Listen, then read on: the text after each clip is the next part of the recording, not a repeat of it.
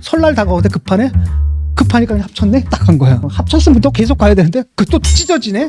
라고 하는 순간에 모멘텀이 다 떨어져 버린 거거든요. 예. 그러니까 원래 제3지대가 원래 다른 세력들이잖아요. 그러니까 정의당에서 관련 나온 사람 세력들, 그다음 민주당에서 관련 나온 세력들, 그다음 국힘에서 관련 나온 세력들 예. 다 그 정치적 지향성이 다르단 말이죠. 그러는 가운데 조국신당이 딱 나와가지고 관심을 다 뺏어가는 거예요. 민주당의 그 민주연합, 비례연합 네. 그 관심이 하나도 없죠. 조국신당으로 인한 가장 큰 피해는 누가 보고 있냐면 사실은 이낙연의 그 새로운 미래가 보고 있습니다. 아하. 이번에 조국신당이 뜬 것 그 이면에는 뭐가 있냐면 이재명의 리더십에 대한 호남의 의구심이 커지고 있다는 거예요 지금. 제 문제의식은 뭐냐면 20, 30, 40 젊은 세대들이 이끌어가는 정당을 한번 만들어봐.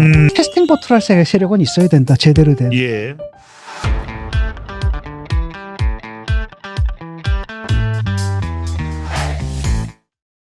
제3지대가 왜 이렇게 시원치 않을까? 이준석, 이낙연 영 떠질 못하네요.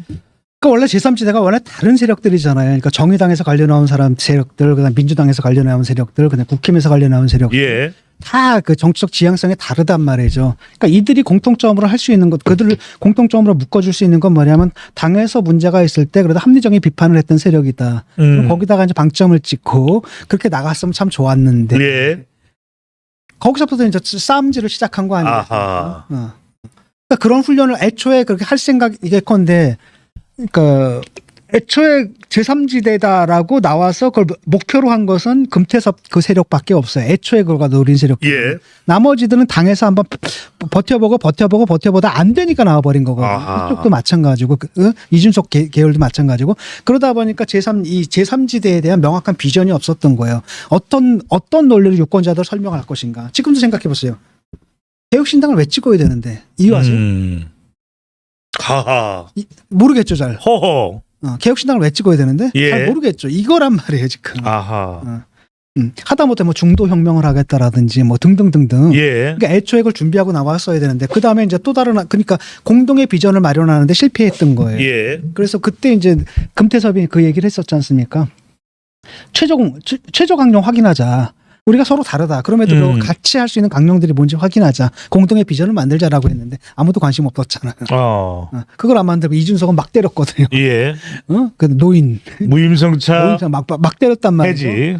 그러니까 사실은 이제 공동의 비전을 마련하는데 실패한 데다가 그 다음에 또 한편으로 모멘텀이 꺾였단 말이죠. 그러니까 합치는 과정도 처음부터 합치겠다고 생각을 해가지고 서서히 접근해 가면서 뭔가 빌드업이 되는 과정들을 보여줬으면 괜찮은데 예. 그게 아니라 설날 다가오는데 급하니까 그냥 합쳤네? 딱 한 거야.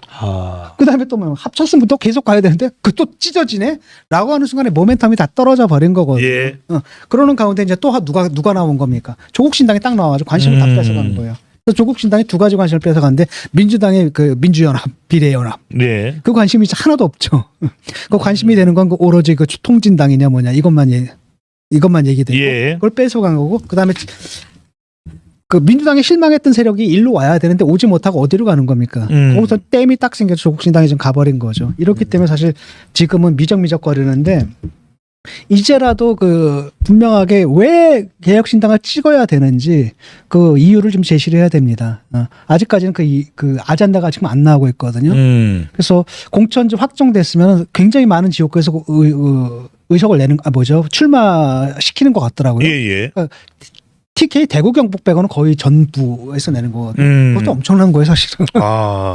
엄청난 겁니다. 그래서 과연 당선자가 얼마냐가 당선자는 중요한데. 없죠.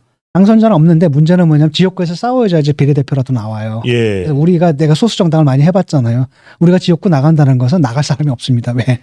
나가면 돈 드는데 당선은 안 될 거 뻔히 알거든요. 예. 거의 자기 희생의 관점으로 나가거든요. 자기 희생의 관점으로 나가고 그래서 그런 사람들이 그래도 꽤 많이 있단 말이에요. 그래서 그거를 이용을 해서 그 비례대표라든지 잘 뽑으면은 이 비례대표 잘 뽑아서 그들이 이제 의정활동 같은 거 하면서 제3정당의 그 가능성을 보여준다면 또 앞으로 뭐가 달라질 수도 있는 거고 또 하나는 그 조국신당이 이게 이제 저 기세가 얼마까지 갈지 모르겠거든요. 예. 이게 또 이제 두 당이 또 붙으면은 또 뭐 볼만할 겁니다. 또 한 달 동안.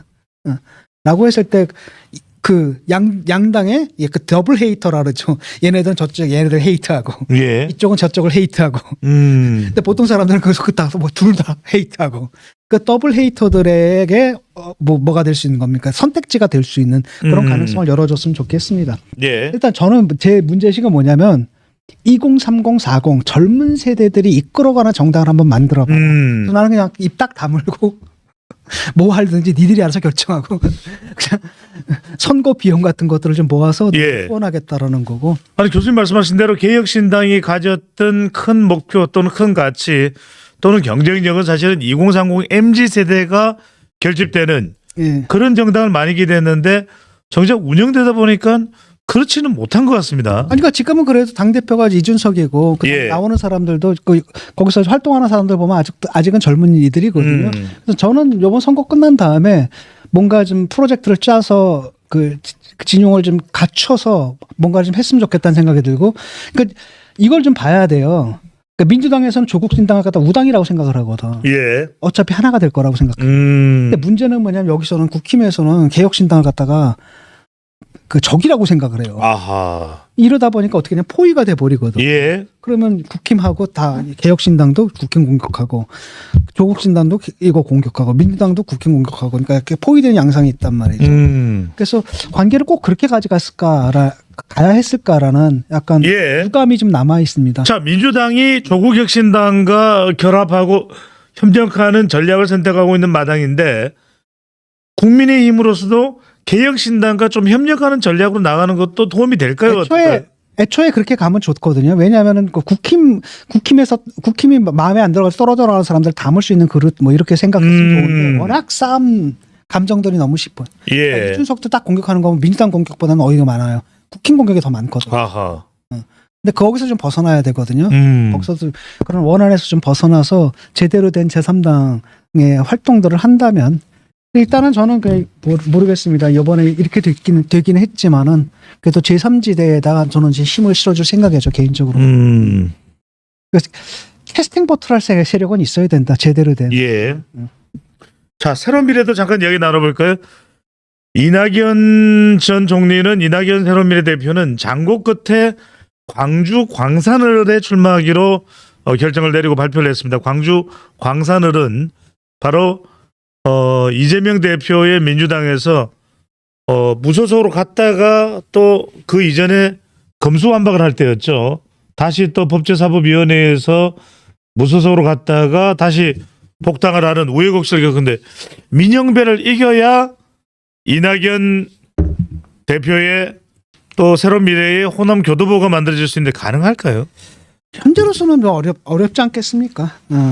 근데 문제는 뭐냐면은 호남에서 떨어져 나간 표가 있거든요. 호남에서 상당히 많이 떨어져 나갔잖아요. 그 표들이 어디로 결집하고 있어요, 지금? 조국 신당에 좀 예, 그렇죠. 이게 원래 어디로 와야 되는 거예요? 새로운 미래로 와야 예. 되는데. 그래서 사실은 조국 신당으로 인한 가장 큰 피해는 누가 보고 있냐면 사실은 이낙연의 그 새로운 미래가 보고 있는 거예요. 그러니까 개혁신당에 대한 어차피 거기서 개혁신당까지 올 표는 그렇게 많지 않다고 보거든요. 예. 그런데 새로운 미래는 사실 큰 타격을 받은 거죠. 그럼에도 불구하고 지금 호남 민심이 또 흉흉하기 때문에, 그러니까 호남에서 우리가 주목해야 될 건 뭐냐면은 이번에 조국신당이 뜬 것 그 이면에는 뭐가 있냐면 이재명의 리더십에 대한 호남의 의구심이 커지고 있다는 거예요 지금. 저 체제가 계속 갈 수 있을까? 예. 그다음에 저 체제를 가지고 윤석열 정권 심판을 제대로 할 수 있을까에 대한 의구심이 커지고 있다는 걸 좀 보여주고 있는 거거든요. 예. 근데 그런 의구심들을 갖다 과연 이낙연 대표가 얼마나 흡수할지 그건 잘 모르겠습니다.